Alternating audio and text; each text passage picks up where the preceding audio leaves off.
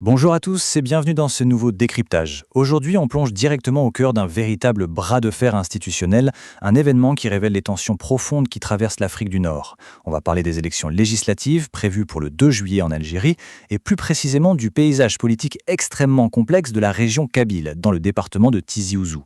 Pour bien comprendre ce qui est décrit comme une impasse politique majeure, on va s'appuyer sur les rapports du média Tamourt. C'est un sujet absolument fascinant, alors commençons tout de suite notre exploration.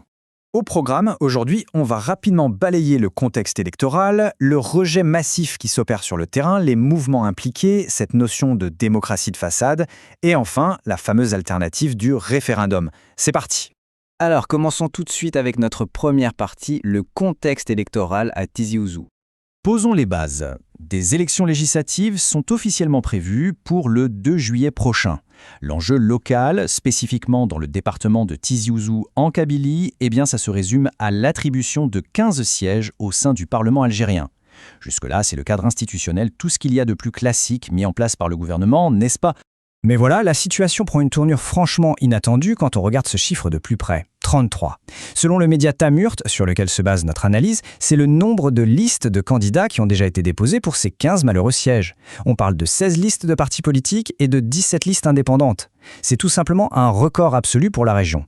Et cette surabondance n'a rien d'un hasard. En fait, l'analyse suggère qu'on est face à une stratégie bien rodée de l'État pour inonder littéralement le scrutin et ainsi créer de toutes pièces une sorte d'effervescence démocratique pour tenter de stimuler la participation.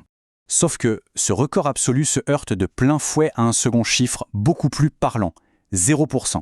C'est la prévision de fréquentation des urnes. Autrement dit, une désertion totale. Ça illustre parfaitement la déconnexion vertigineuse entre l'offre politique fabriquée par les institutions et la réalité palpable sur le terrain. Malgré l'abondance de listes, c'est un boycott quasi unanime qui se profile à l'horizon. Ce qui nous amène logiquement à notre deuxième point, ce rejet massif.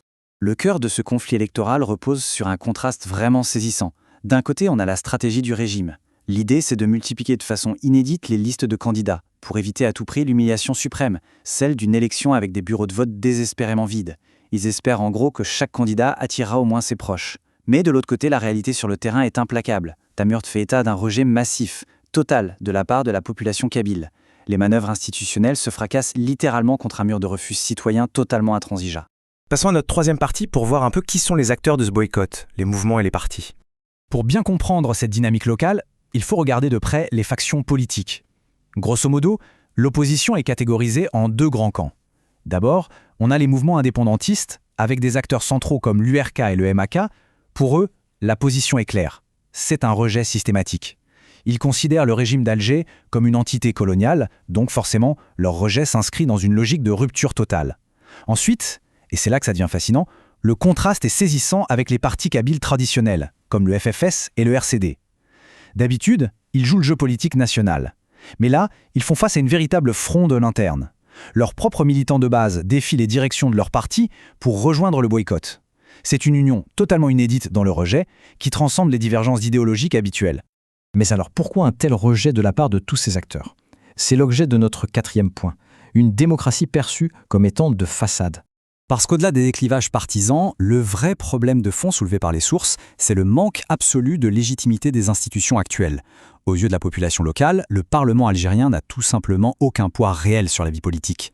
La conviction générale, c'est que les véritables décisions, le vrai pouvoir, s'exercent bien en dehors de l'hémicycle, ce qui réduit ce dernier à une simple coquille vide.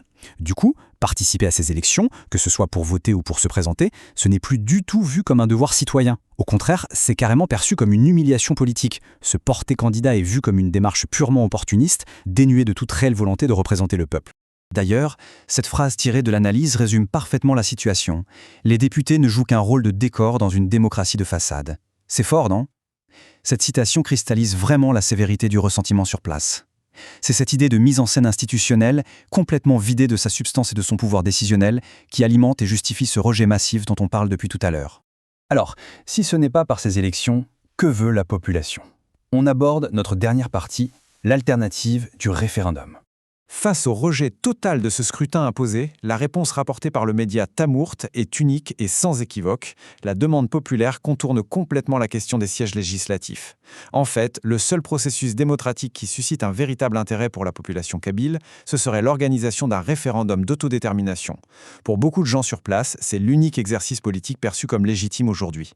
C'est un glissement absolument fondamental. Le débat, ce n'est plus du tout de savoir qui va occuper ces 15 sièges qui sont jugés totalement hors de propos, mais bien de trancher une revendication existentielle sur le statut même de la région. Ce qui nous amène à une question inévitable. Comment ce clivage profond entre l'appareil d'État et les revendications régionales va-t-il façonner l'avenir ? On est face à une tension à son paroxysme. D'un côté, on a un État qui multiplie artificiellement les listes électorales pour maintenir une illusion institutionnelle, et de l'autre, une population inflexible engagée dans un boycott total et qui réclame haut et fort le droit à l'autodétermination. C'est un face-à-face irrésolu et lourd de conséquences qui soulève une interrogation brûlante sur la viabilité à long terme de ce maintien en force.